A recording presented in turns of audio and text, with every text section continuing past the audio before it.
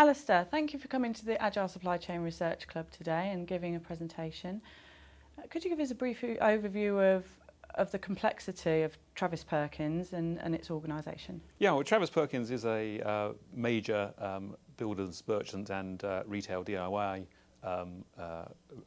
organisation, and we have a very complex supply chain because we have almost 1,800 branches. There's 15 distinct brands. There's about 22 different businesses within that, and those brands include well-known merchant brands like Travis Perkins itself and Keyline and BSS, and on the retail side, well-known brands such as Wix and Tile Giant. And we deal with something like 150 to 250,000 products are live at any one time throughout the group. And adding perhaps to the complexity is the fact that the branches and stores have quite a lot of autonomy, so they're quite independent to how they deal with their customers and particularly how they order product from suppliers and from central warehouses. So that allows that adds a lot to the complexity of dealing with our key internal customers. And you've identified language as being a potential barrier between supply chain management and the merchants. Up to a few years ago, firstly, I think it's fair to say that the building merchant industry was quite a traditional sector. The fact that the branches did have their own independence up to quite a significant degree, with a lot of long-serving staff and so on. So clearly, to come in and talk to them about SKUs and availability and replenishment and all sorts of things like that is just not really going to strike much of a chord with them, and therefore there would have been a language barrier if that's how we wanted to engage with them and persuade them to change some of their behaviours as we changed some of the ways we ran the supply chain. And so for that reason we developed what really came to be called the language of profit, which is really talking to them in terms that they really understand and which are really tying into the issues and the measures that they absolutely work to. So rather than, for example, talking about availability, which has some meaning to them, but not so much, if we talk about lost sales and saying, well, if you don't have the right products in the right quantities, you're going to lose sales, that really strikes a chord, because they can realise, well, if we can get that right, I'll put my sales up, that puts my profit up, and that puts my bonus up, and that's a very clear language of profit, making a difference to them.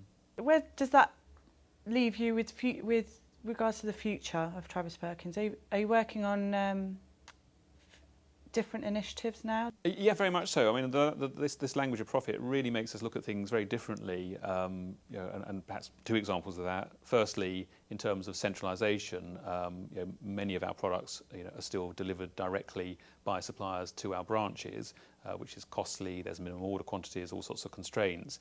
Now, the language of cost, which is in a way the traditional way of looking at things, would have said, oh, it's very expensive to centralise these products and put them on central distribution because they may be slightly awkward products and difficult to handle.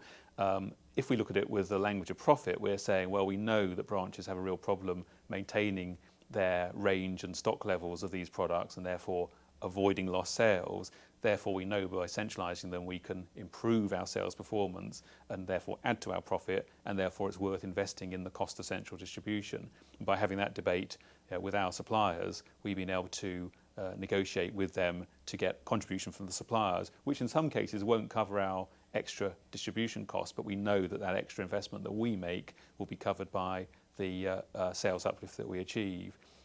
On a similar basis for the heavy side products, which are very, very bulky, very low value often, and therefore impossible to distribute on a national basis, we're now rolling out a regional solution where, again, by investing in quite a high cost operation, it allows branches in a particular area to be served by a local distribution centre with a huge range on a next day service, and that means that those branches offer an absolutely unbeatable service which no other builder's merchant can offer, of many thousand products available on a next day service, when physically a typical branch couldn't remotely hold that number of products. So by multiplying by 3 or 4 or 5 times the number of products they can offer their customers next day, that investment in that operation is more than justified in terms of the tremendous sales uplift and customer satisfaction that we can achieve. Fantastic. Thank you for sharing your experiences, Alistair. My pleasure.